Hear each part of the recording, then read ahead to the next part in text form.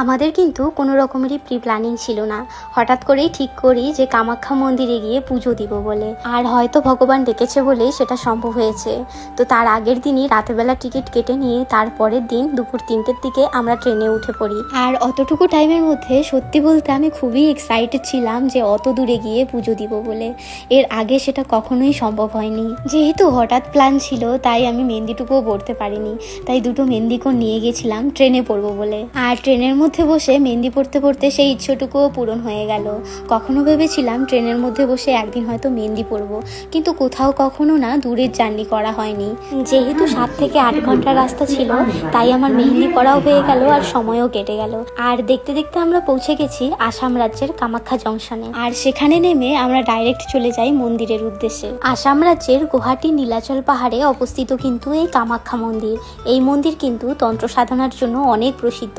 কথায় আছে, মহাদেব যখন দেবী সতীর দেহ নিয়ে তাণ্ডব নৃত্য করছিল, তখন পৃথিবীকে রক্ষার্থে ভগবান বিষ্ণু তার সুদর্শন চক্র দিয়ে দেবীর সতীর দেহকে 51টি ভাগে বিভক্ত করেছিল। আর সতীর সেই দেহাংশ পৃথিবীর বিভিন্ন স্থানে পতিত হয়, আর ওই স্থানগুলোতেই এক একটি করে শক্তিপীঠের স্থান পতিত হয়। আর এই কামাখ্যা মন্দিরে দেবীর যোনি পতিত হয়েছিল। তো যতটুকু জানি ততটুকু আমি কিন্তু তোমাদের সঙ্গে শেয়ার করলাম।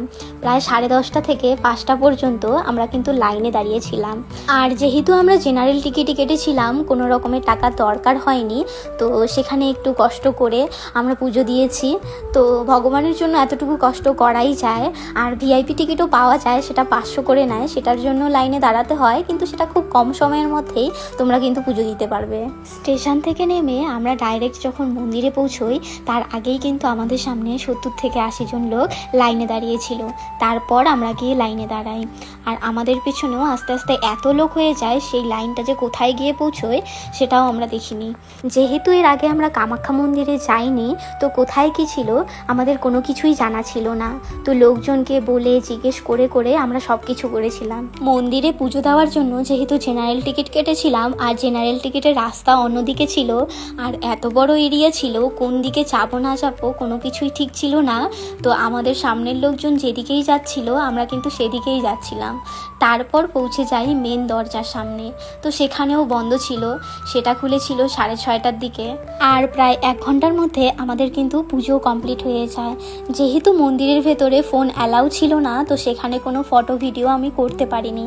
তো ভেতরের পুজো কমপ্লিট করে নিয়ে আমরা বাইরের দিকে বের হই। বাইরেও অনেক মন্দির ছিল, সেগুলোতেও একটু পুজো দিয়ে তারপর মন্দির চত্বরে একটু ঘোরাঘুরি করি।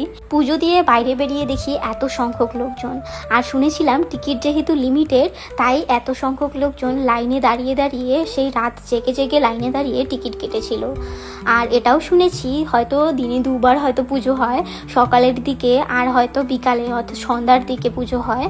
তো 2বার লাইনে দাঁড়াতে হয়। তো আমরা সকালের দিকেই আমাদের পুজো হয়ে গেছিলো, প্রায় আমাদের 7:30টার মধ্যেই কিন্তু পুজো হয়ে গেছিলো।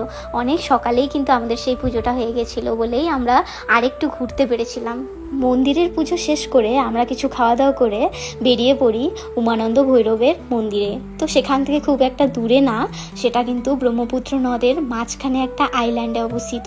তো ফেরি করে সেখানে আমরা কিন্তু সেই মন্দিরে গিয়ে পৌঁছই। সেই ব্রহ্মপুত্র নদ যেটা আমি বইয়ে পড়েছিলাম, তো সেটা আজকে দেখার সৌভাগ্যও মিলল। তো সেখান থেকে ফেরি করে, আর ফেরিটাও আমার প্রথম অভিজ্ঞতা ছিল, এরম এক্সপিরিয়েন্স কিন্তু আগে হয়নি কখনো। সব কিছুই একদম নতুন নতুন, একদম স্বপ্নের মতো মনে হচ্ছিল।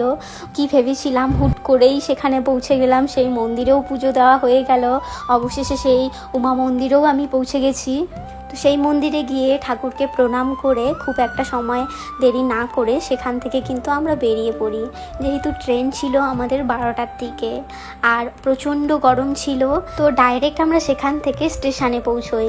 তো এবার গিয়েছিলাম আমরা গুয়াহাটি স্টেশনে, তারপর আমরা বাড়ির উদ্দেশ্যে রওনা হই।